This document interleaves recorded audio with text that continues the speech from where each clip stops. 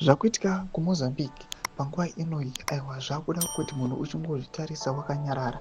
Wada kuti chimoto chavako uchiona kuti madays achifamba achinoapproacha musi wa15 zvatokuona kuti maclashes ari pakati pemapowers the opposition neFrelimo zvanzi kuratidza kuti pana pasangana vanhu vakaoma musoro.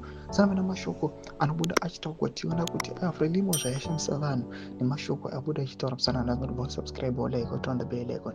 Timtambaende kuzwa mudanyira achiti Mozambique update. Frelimo leader Comrade Daniel Chapo has been declared the Mozambique general election winner. He takes oath of office as president of Mozambique on January 15, 2025. However, there are high chances of a GNU due to civil unrest with the Chapo leading the country. Thomas Pano Starapana posted my pictures. Frelimo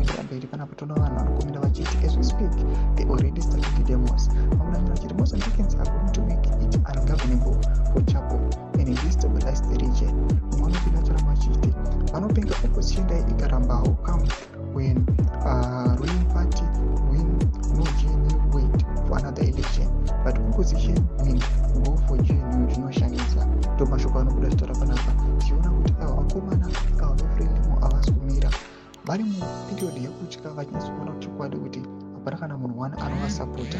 Panguva inoi aiwa they have opted kuti vauye vano declare Chapo aiwa as the general election winner. Zvinhu zvinonyatsa kuonekwa nevanhu kuti aiwa ma-illegalities kana kuti ma-deviations angari mapose anyatsa kupa ma-question marks. Unaka ma-international observers unaka nema-unions ari outside vanyatsa kuona kuti munaka yeMozambique aiwa muri kuda kutomboonekwa kuti zvizvi zvinombonyatsa kuitika. Todze mafunguro enyu ndikudii pamusoro pechitiko ichi munako mesection medu.